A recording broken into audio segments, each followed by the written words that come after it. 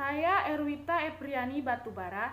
Di sini saya akan menjelaskan materi mengenai mata kuliah pengantar studi sejarah peradaban Islam, yaitu materinya tentang peradaban Islam pada kawasan minoritas Muslim di dunia, tepatnya di Thailand. Baiklah, tugas ini dibuat untuk memenuhi tugas ulangan akhir semester pada kelas PGMIC Fakultas Tarbiyah dan Keguruan UIN Imam Bonjol Padang, dan dosen pengampu Bapak Sudarman. Langsung saja kita masuk ke materi yang pertama, yaitu sejarah masuknya Islam di Thailand. Muslim di Thailand sekitar 15%, sedangkan penganut Buddha sekitar 80%.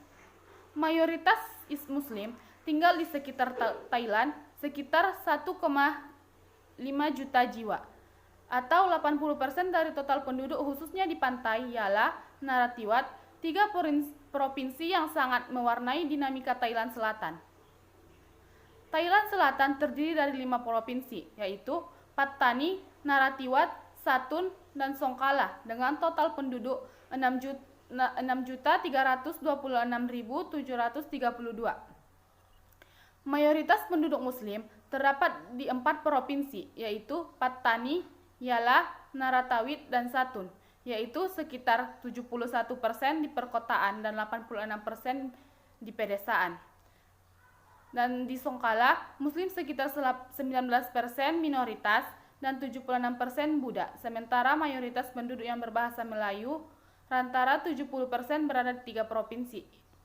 Sementara penduduk kebahasaan Cina ada 3 provinsi, yaitu Narathiwat 0,3%, Pattani 10,% Yala 3,% sensus penduduk Thailand.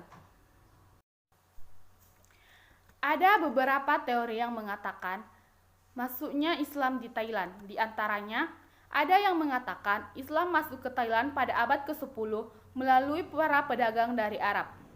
Ada pula yang mengatakan Islam masuk ke Thailand melalui kerajaan Samudra Pasai di Aceh. Jika melihat dari peta Thailand, akan mendapatkan daerah-daerah yang berkependudukan Muslim berada persis di daerah negara-negara Melayu, khususnya Malaysia. Hal ini sangat berkaitan erat dengan sejarah masuknya Islam di Thailand, jika dikatakan masuk. Karena kenyataannya dalam sejarah, Islam bukan masuk Thailand, tetapi lebih dulu ada sebelum kerajaan Thailand, yaitu Thai Kingdom, berdiri pada abad ke-9. Islam di daerah 3 yang sekarang menjadi bagian Thailand Selatan sejak awal mula penyebaran Islam dari Jazirah Arab. Hal ini bisa dilihat dari fakta sejarah, seperti lukisan kuno yang menggambarkan bangsa Arab. Sebuah daerah di Thailand dan juga keberhasilan dengan bangsa Arab dalam mendirikan Daulah Islamiyah Pattani menjadi bukti bahwa Islam sudah ada lebih dulu sebelum kerajaan Thai. Lebih dari itu, penyebaran Islam di kawasan Asia Tenggara merupakan suatu kesatuan dakwah Islam dari Arab, masa Khalifah Umar bin Khattab.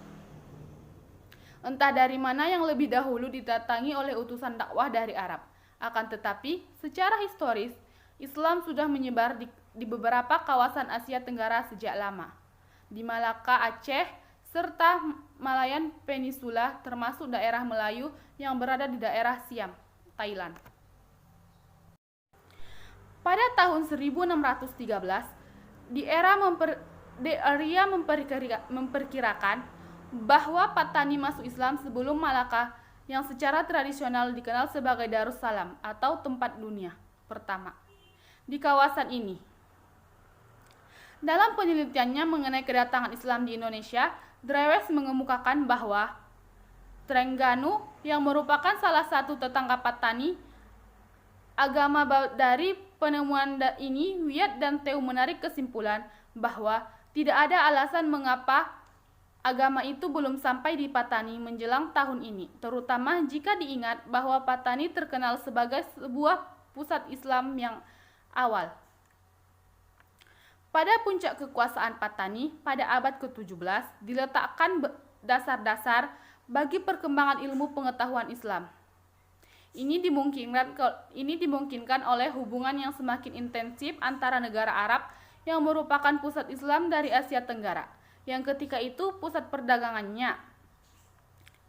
Masa kejayaan yang sudah dilampau itu dilambangkan oleh kaum bangsawan dan hubungan kekerabatan mereka dengan keluarga Melayu dan oleh citra Patani sebagai tempat kelahiran Islam di kawasan itu.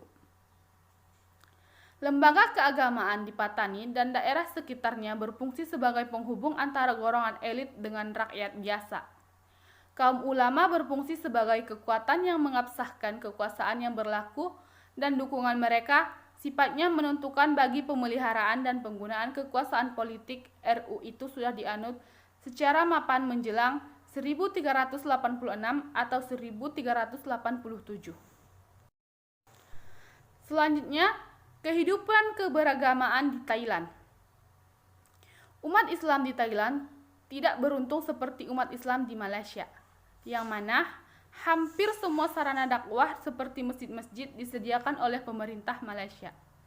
Demikian pula dengan imam, khatib, bilal, dan pengurus-pengurus masjid digaji langsung oleh pemerintah.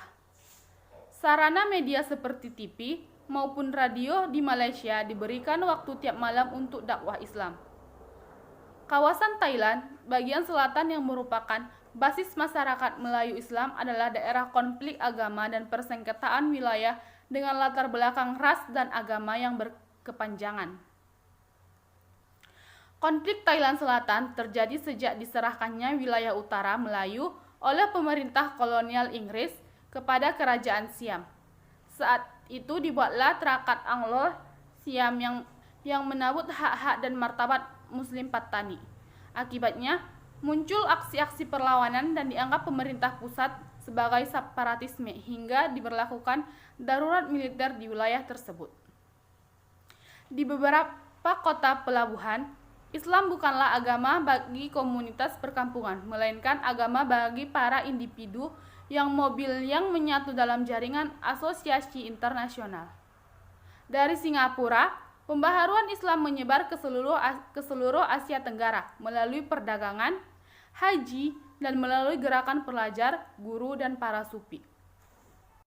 Selanjutnya mengenai Muslim Thailand sebagai minoritas.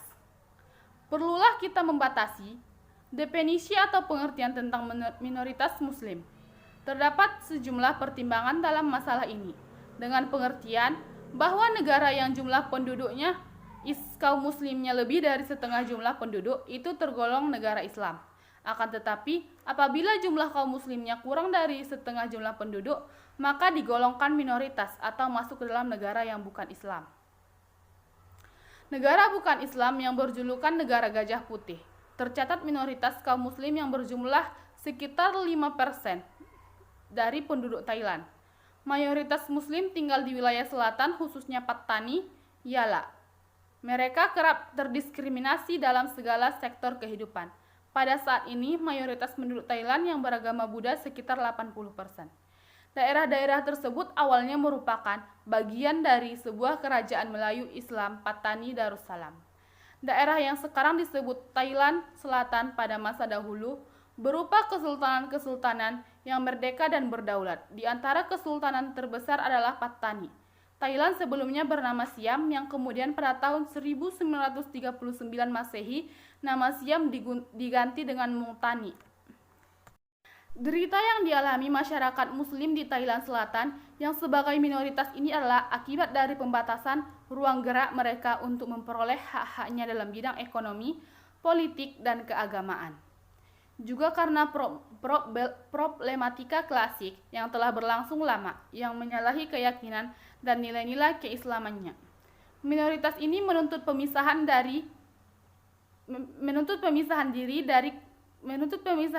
dan kemerdekaan seperti yang telah dipaparkan sebelumnya, bahwa perdamaian Aceh menjadi model upaya perdamaian dan rekonsiliasi di Thailand Selatan.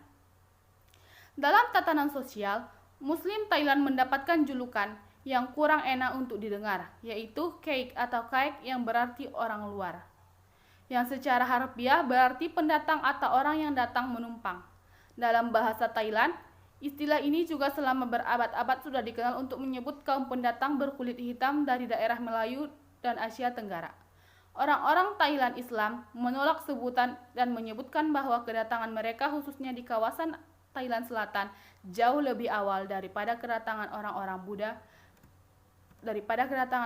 Buddha di Thailand. Mungkin hanya itu yang bisa saya sampaikan. Kurang dan lebihnya saya mohon maaf. Assalamualaikum warahmatullahi wabarakatuh.